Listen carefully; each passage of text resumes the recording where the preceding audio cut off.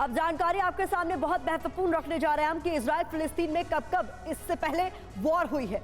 देखिए जानकारी बहुत महत्वपूर्ण है, ध्यान से देखिए। 2008 से 2009 के बीच में भी लड़ाई हुई है। फिलिस्तीन की ओर से दक्षिणी इजरायली शहर सेड्रोट पर रॉकेट दागे जाने के बाद इजराइल ने गाजा में 22 दिन तक सैन्य हमले किए। इस हमले में लगभग 1400 फिलिस्तीनी और 13 इजरायली मारे गए। बाद में युद्ध विराम पर सहमति बनी। इसके बाद आगे आप आ जाइए साल 2012 में, जहां पर फिलिस्तीनी आतंकवादियों के रॉकेट हमले और इजरायली हवाई हमलों के 8 दिन बाद इजराइल ने हमास के सैन्य प्रमुख अहमद जाबरी की हत्या कर दी थी। आगे आइए 2014 के बारे में आपको बता देते हैं। हमास ने 3 इजरायली बच्चों का अपहरण करके उनकी हत्या कर दी थी। 7 हफ्ते तक युद्ध चला था। इसमें गाजा में 2100 से ज्यादा फिलिस्तीनी मारे गए थे। इसके बाद साल 2021 की जानकारी आपको दे देते हैं। संघर्ष 11 दिनों तक यहां चलता रहा, जिसमें गाजा में कम से कम 250 लोग और इजराइल में 13 लोग मारे गए। और 2022 की बात करें तो एक वरिष्ठ इस्लामिक जिहाद कमांडर के इजरायली हवाई हमलों का शिकार बनने पर शुरू हुई हिंसा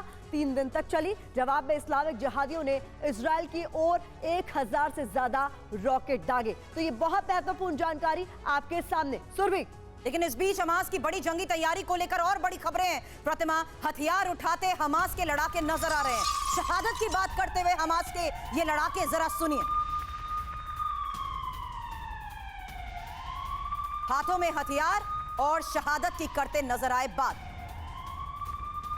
हमास के वो लड़ाके जो तस्वीरें जारी करते जा रहे हैं और बड़ी तैयारी, बड़ी जंगी तैयारी का कर चुके हैं ऐलान।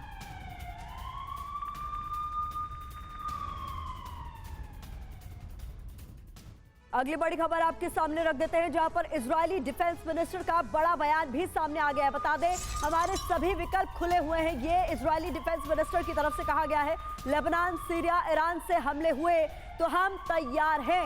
ये इजराइल के डिफेंस मिनिस्टर, उनके रक्षा मंत्री की तरफ से बड़ी बात कही गई है। तो सिवात सर, इसको किस तरीके से देखा जाना चाहिए? यानी ये हर मोर्चे पर लड़ने को तैयार है, मान चुके हैं। बिल्कुल, इसमें सच्चाई है कि ये आर पार की लड़ाई है, मगर ये भी सच है कि हमास जो है अब वो भी हमला पलटवार करने की कोशिश करेगा। इसके साथ साथ हिजबुल्लाह जो कि एक प्रकार से नॉर्थ से अटैक कर रहा है, लेबनान से, वो भी करेगा।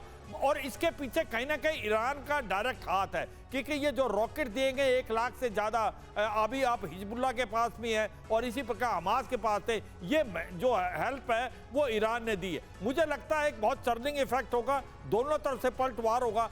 एक चीज़ हमें देखनी है कि इजराइल अब नो होल्ड बार है, मगर ये भी सच्चाई है हमास की जितने भी डिफेंसेज हैं वो अंडरग्राउंड हैं, टनल में हैं और वो एक प्रकार से बिल्टअप एरिया में हैं। अगर इजराइल पे हमला करता है तो कोलैटरल डैमेज भी होगा सिविलियन का। उसके कारण कहीं ना कहीं सिंपैथी जा सकती है पैलेस्टाइन और हमास को मुस्लिम वर्ल्ड में। इसलिए ये बार बार हो रही है, कोई चर्निंग इफेक्ट होगा वेस्ट एशिया में। जिस प्रकार से रिलेशन इंप्रूव हो रहे थे इजराइल के सऊदी से, यूएई से, कहीं ना कहीं ईरान के सऊदी से, और अब मुझे लगता है कि उसमें थोड़ा खटास आएगा और कहीं ना कहीं ये चर्निंग इफेक्ट से अब आप देखेंगे इजराइल के साथ यूरोप, अमेरिका खड़ा हुआ है और उसी साथ कहीं मुस्लिम वर्ल्ड जो है, कुछ देश वो अभी आपके साथ, हमास के साथ है। ईरान है, लीबिया है, आपका सीरिया है और लेबनान है। और ये जो देश है, टर्की भी किसी हद तक, मुझे लगता है ये लड़ाई जो है लंबी खिंचने वाली है, इतनी जल्दी ख़त्म नहीं होगी।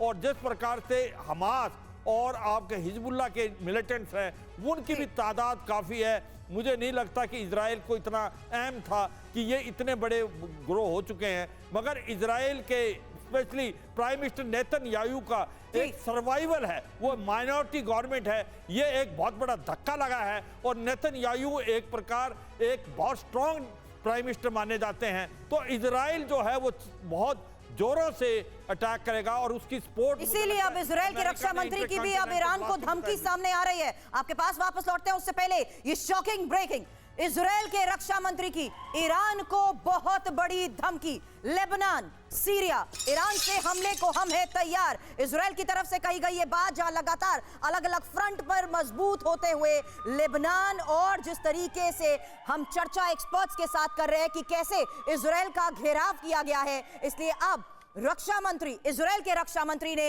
ईरान को दे दी है धमकी। अब साथ ही बता दें, इजरायली हमले से गाजा में हर तरफ तबाही की तस्वीरें भी सामने आ चुकी हैं। गाजा पट्टी में ताबड़तोड़ स्ट्राइक इजराइल की तरफ से किए जा रहे हैं और इजरायली बमबारी का ये सबसे विध्वंसक वीडियो भी आपके सामने होगा, जहां बमबारी के बाद शहर में अफरा तफरी का माहौल था।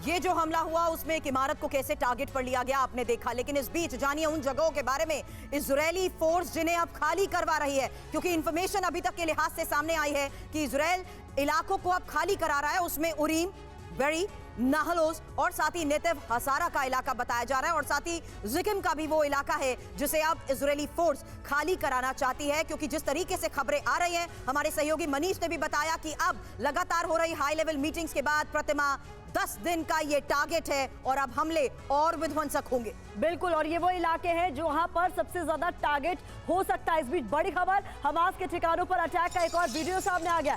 गाजा पट्टी में हाई राइज इमारत पर बमबारी हुई है।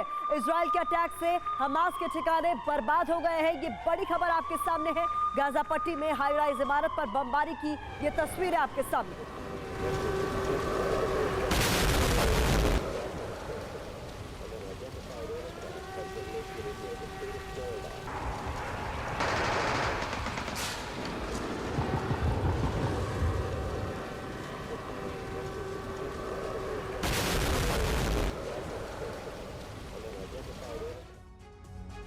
और बड़ी खबर इस बीच सामने आ रही है, इजराइल को अमेरिका की ओर से मदद दी जाएगी, सैन्य सहायता मुहैया कराएगा अमेरिका। ये बड़ी खबर है। तो अब तक अमेरिका की तरफ से हमास ने जो इजराइल पर हमले किए हैं उसकी कड़ी निंदा की जा रही थी और अब सैन्य सहायता के लिए भी अमेरिका सामने आ गया है। ये बड़ी खबर सामने आ रही है जहां इजराइल को अमेरिका मदद देगा। तो ये बड़ी खबर एक बार फिर से आपके सामने, जहां पर अमेरिका की तरफ से ये ऐलान कर दिया गया है कि वो सैन्य सहायता मुहैया कराएगा इजराइल को। और गाजा पट्टी में इजराइल के नॉनस्टॉप हमलों को लेकर बड़ी खबर यह है कि इजरायली हमले में हमास की इमारत जमींदोज हो गई है। गाजा पट्टी पर इजराइल का रॉकेट से हमला, जहां गाजा पट्टी पर इजराइल की एयर स्ट्राइक को लेकर एक और सबसे बड़ी खबर सामने आ चुकी है। तो गाजा पट्टी पर इजराइल का रॉकेट से वार और ये तस्वीर आपके सामने, जहां इजरायली हमले में हमास की इमारत को कर दिया गया है जमींदोज। मनीष इस वक्त हमारे साथ है। मनीष, ये जो हमले लगातार किए जा रहे हैं उसमें इंपॉर्टेंट है कि कैसे लोगों को इलाका छोड़ने का आदेश दे दिया गया है। कहां पर जाएंगे ये लोग, क्योंकि ज्यादातर बॉर्डर एरियाज पर भी अगर देखें तो चुनौती लगातार बढ़ती जा रही है। बिल्कुल, देखिए, अगर इजराइल का ये टारगेट है कि वो गाजा पट्टी को पूरी तरह से जमींदोज करना चाहता है, तो इसका मतलब क्या है? इसका मतलब गाजा पट्टी में रहने वाले 23 लाख लोग, जी हाँ 23 लाख लोग वहां रहते हैं, उनका क्या होगा? क्योंकि अभी तक जो एयर स्ट्राइक हो रहा है उसमें हम देखते हैं कि जो हाई राइज बिल्डिंग है या हमास के ठिकाने हैं उनको टारगेट किया जा रहा है, लेकिन जैसे ही इस टारगेट का स्कोप बढ़ेगा तो वो लोग कहां जाएंगे? और गाजा पट्टी से निकलने के सिर्फ 2 ही रास्ते हैं, एक इजराइल होकर और एक इजिप्ट होकर। दोनों ही हालत में उनके लिए निकलना बहुत मुश्किल है। तो वो लाखों लोग कहां जाएंगे? एक बहुत बड़ा ह्यूमैनिटेरियन क्राइसिस यहां होता हुआ पूरी दुनिया के सामने दिखाई दे रहा है। बहुत महत्वपूर्ण बात आपकी तरफ से कही गई है।